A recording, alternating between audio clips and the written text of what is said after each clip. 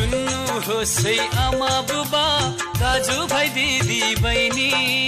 लागु औषध मद्यपान रक्सी सेवनलाई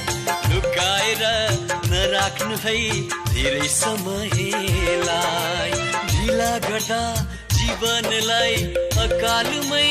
मार्छ आफू पनि मर्छ अरूलाई पनि मार्छ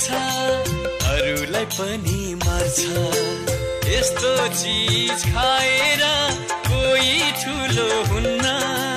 छोड्नु पर्छ आजैदेखि हरेस खानु हुन्न